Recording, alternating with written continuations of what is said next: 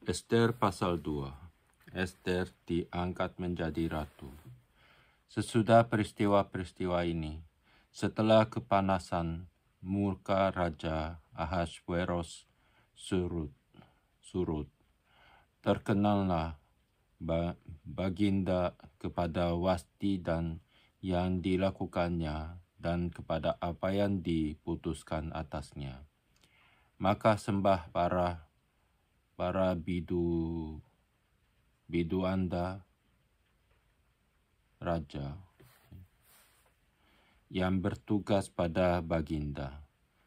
Hendaklah orang mencari bagi raja gadis-gadis, yaitu anak-anak dara yang elok rupanya. Hendaklah raja menempatkan kuasa-kuasa di segenap daerah kerajaannya, supaya mereka mengumpulkan semua gadis, anak-anak dara yang elok rupanya, di dalam benteng Susan, di balai perempuan, di bawah pengawasan Hegai, sida-sida raja, penjaga para perempuan. Hendaklah diberikan wangi-wangian kepada mereka. Dan gadis yang terbaik pada pemandangan raja, baiklah dia menjadi ratu ganti Wasti. Hal itu dipandang baik oleh raja dan dilakukanlah demikian. Pada waktu itu ada di dalam benteng Susan seorang Yahudi yang bernama Mordekhai bin Yair bin Shimei bin Kish, seorang Benyamin yang diangkut dari Yerusalem sebagai salah seorang buangan yang turut dengan Yehonia, Raja Yehuda. Ketika ia diangkut ke dalam pembuangan oleh Raja Nebukadnezar, Raja Babel, Mordekhai itu pengasuh Hadasa, yakni Ester, anak saudara ayahnya, sebab anak itu tidak beribu bapa lagi. Gadis itu elok perawakannya dan cantik parasnya. Ketika ibu bapanya mati, ia diangkat sebagai anak oleh Mordekhai. Setelah titah dan undang-undang raja tersiar dan banyak gadis dikumpulkan di dalam benteng Susan, di bawah pengawasan Hegai, maka Ester pun dibawa masuk ke dalam istana raja, di bawah pengawasan Hegai, penjaga para perempuan. Maka gadis itu sangat baik pada pemandangannya dan menimbulkan kasih sayangnya, sehingga Hegai segera memberikan wangi-wangian dan pelabur kepadanya, dan juga 7 orang dayang-dayang yang terpilih dari isi istana raja. Kemudian memindahkan dia dengan dayang-dayangnya ke bagian yang terbaik di dalam balai perempuan. Ester tidak memberitahukan kebangsaan dan asal-usulnya, karena dilarang oleh Mordekhai. Tiap-tiap hari berjalan-jalanlah Mordekhai di depan pelataran balai perempuan itu, untuk mengetahui bagaimana keadaan Ester dan apa yang akan berlaku atasnya. Tiap-tiap kali seorang gadis mendapat giliran untuk masuk menghadap Raja Ahasveros, dan sebelumnya ia dirawat menurut peraturan bagi para perempuan selama 12 bulan. Sebab seluruh waktu itu digunakan untuk pemakaian wangi-wangian, 6 bulan untuk memakai minyak mur, dan 6 bulan lagi untuk memakai minyak kasai serta lain-lain wangi-wangian perempuan. Lalu gadis itu masuk menghadap raja, dan segala apa yang dimintanya harus diberikan kepadanya untuk dibawa masuk dari balai perempuan ke dalam istana raja. Pada waktu petang ia masuk dan pada waktu pagi ia kembali. Tetapi sekali ini ke dalam balai perempuan yang kedua di bawah pengawasan Saagas, sida-sida raja, penjaga para gundik. Ia tidak diperkenankan masuk lagi menghadap raja, kecuali jikalau raja berkenan kepadanya dan ia dipanggil dengan disebutkan namanya.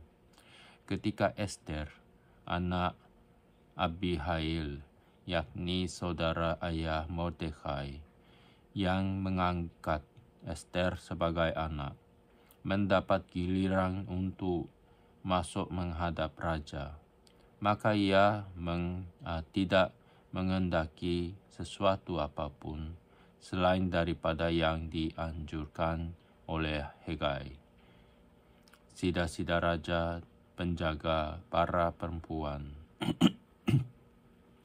Maka Ester dapat menimbulkan kasih sayang pada semua orang yang melihat dia. Demikianlah Ester dibawa masuk menghadap Raja Ahasweros ke dalam istana pada bulan yang ke-10, yakni bulan Tebet, pada tahun yang ke-7 dalam pemerintahan Baginda. Maka Ester dikasihi oleh Baginda lebih daripada semua perempuan lain, dan ia beroleh sayang dan kasih Baginda lebih daripada semua anak dara lain, sehingga Baginda mengenakan mahkota kerajaan ke atas kepalanya dan mengangkat dia menjadi Ratu Ganti Wasti. Kemudian dia diadakanlah oleh Baginda suatu perjamuan bagi semua pembesar dan pegawainya, yakni perjamuan karena Ester, dan Baginda menitahkan kebebasan pajak bagi daerah-daerah serta mengaruniakan anugerah sebagaimana layak bagi raja. Mordekai mengetahui suatu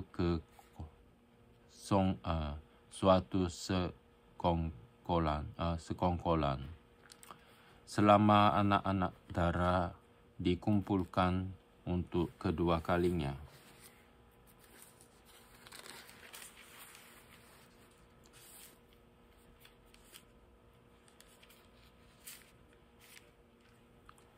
Gerbang istana raja.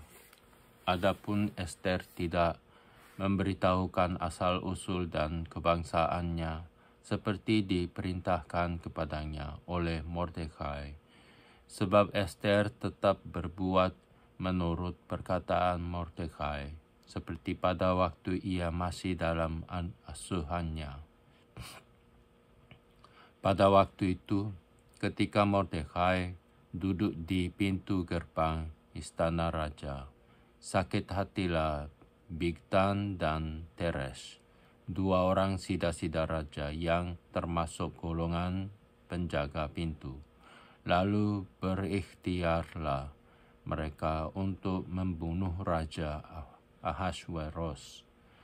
Tetapi perkara itu dapat diketahui oleh Mordekai, lalu diberitahukannya lah kepada Ester, sang ratu, dan Ester mempersembahkannya kepada raja atas nama Mordekai. Perkara itu diperiksa dan ternyata benar. Maka kedua orang itu disulahkan pada tiang, dan peristiwa itu dituliskan di dalam kitab sejarah di hadapan raja. Pasal 3. Muslihat Haman untuk memunahkan orang Yahudi. Sesudah peristiwa-peristiwa ini, maka Haman bin Hammedata, orang Agag, dikaruniailah kebesaran oleh Raja Ahasveros, dan pangkatnya dinaikkan serta kedudukannya ditetapkan di atas semua pembesar yang ada di hadapan baginda, dan semua pegawai raja yang di pintu gerbang istana raja berlutut dan sujud kepada Haman. Sebab demikianlah diperintahkan raja tentang dia. Tetapi Mordekai tidak berlutut dan tidak sujud. Maka para pegawai raja yang di pintu gerbang istana raja berkata kepada Mordekai, "Mengapa engkau melanggar perintah raja?" Setelah mereka menegur dia berhari-hari dengan tidak didengarkannya juga, maka hal itu diberitahukan merekalah kepada Haman untuk melihat apakah sikap Mordekai itu dapat tetap, sebab ia telah menceritakan kepada mereka bahwa ia orang Yahudi. Ketika Haman melihat bahwa Mordekai tidak berlutut dan sujud kepadanya, maka sangat panaslah hati Haman. Tetapi ia menganggap dirinya terlalu hina untuk membunuh hanya Mordekai saja, karena orang telah memberitahukan kepadanya kebangsaan Mordekai itu. Jadi Haman mencari ikhtiar memunahkan semua orang Yahudi, yakni bangsa Mordekai itu, di seluruh kerajaan Ahasveros. Dalam bulan pertama, yakni bulan Nisan, dalam tahun yang ke-12 zaman Raja Ahasveros, orang membuang pur, yakni undi, di depan Haman hari demi hari dan bulan demi bulan, sampai jatuh pada bulan yang ke-12, yakni bulan Adar. Maka sembah Haman kepada Raja Ahasveros, "Ada suatu bangsa yang hidup tercerai-berai dan terasing di antara bangsa-bangsa di dalam seluruh daerah kerajaan tuanku, dan hukum mereka berlainan dengan hukum segala bangsa, dan hukum raja tidak dilakukan mereka, sehingga tidak patut bagi raja membiarkan mereka leluasa. Jikalau baik pada pemandangan raja, hendaklah dikeluarkan surat titah untuk membinasakan mereka, maka hamba akan menimbang perak 10.000 talenta dan menyerahkannya kepada tangan para pejabat yang bersangkutan, supaya mereka memasukkan ke dalam perbendaharaan raja." Maka raja mencabut cincin meterainya dari jarinya, lalu diserahkannya kepada Haman bin Hammedata, orang Agag, seteru orang Yahudi itu. Kemudian titah raja kepada Haman, "Perak itu terserah kepadamu, juga bangsa itu, untuk kau perlakukan seperti yang kau pandang baik." Maka dalam bulan yang pertama, pada hari yang ke-13, dipanggillah para panitera raja.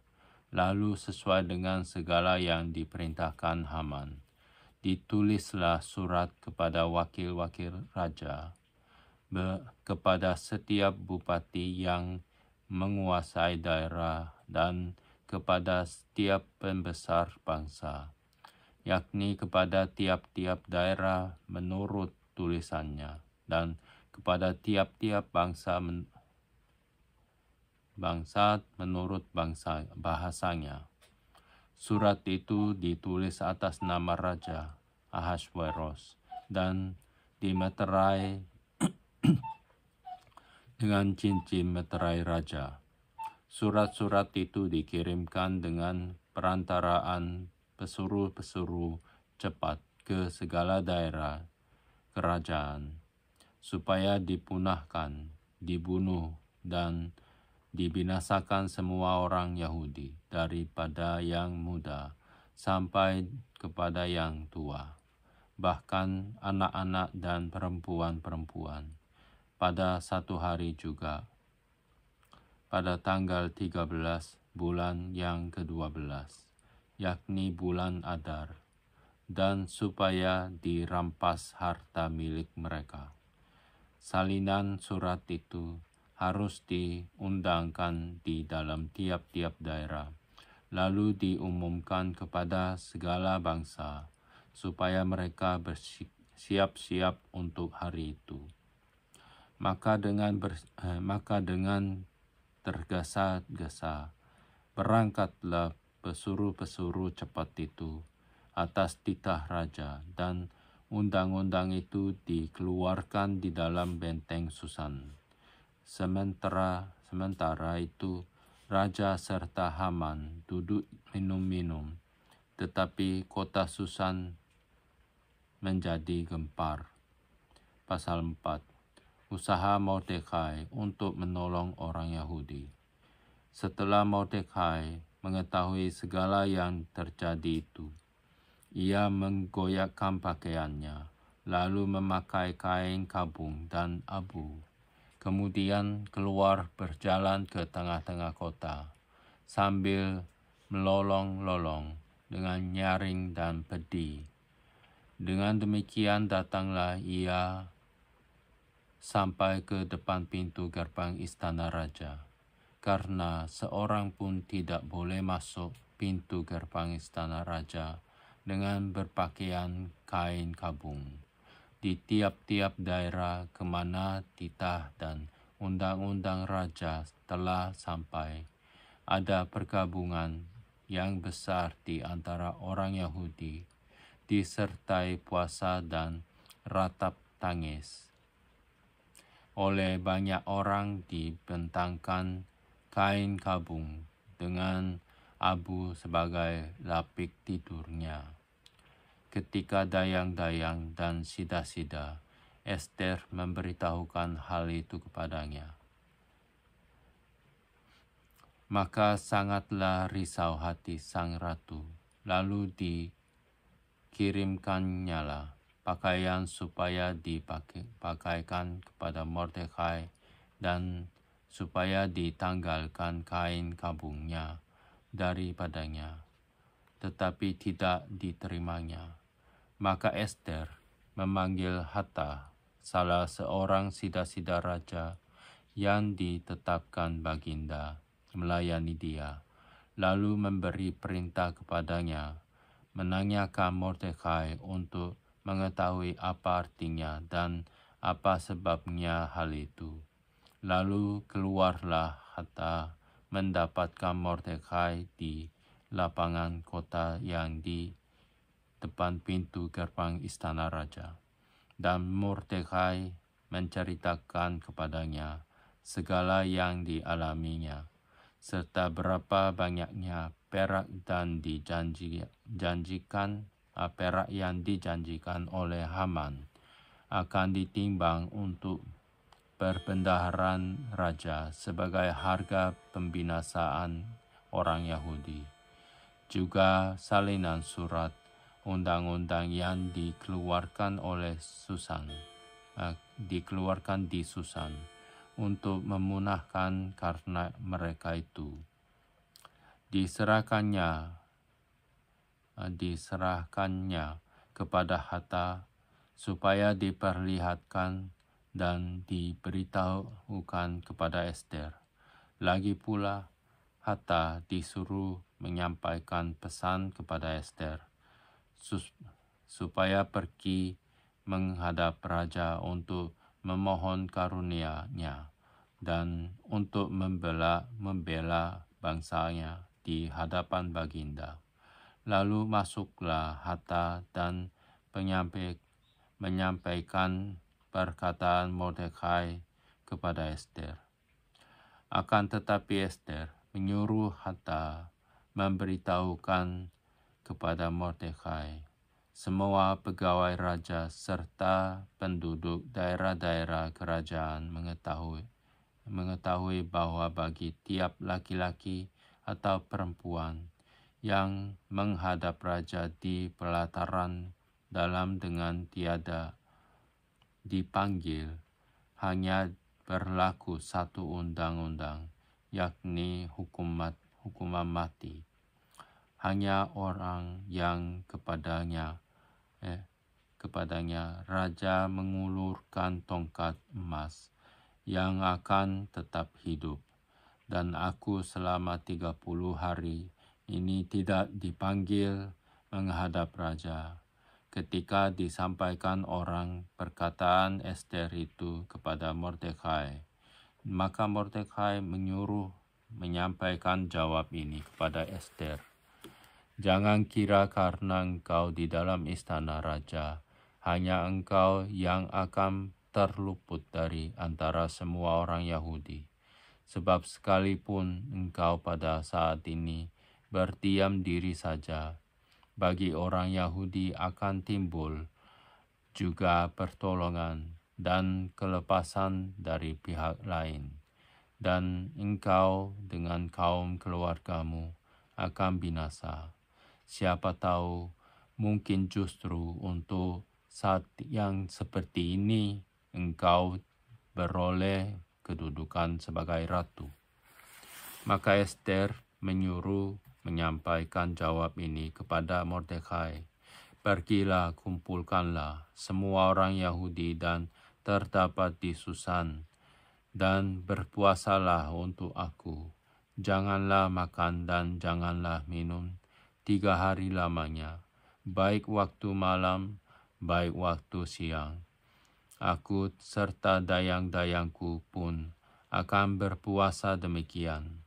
Dan kemudian aku akan masuk menghadap raja.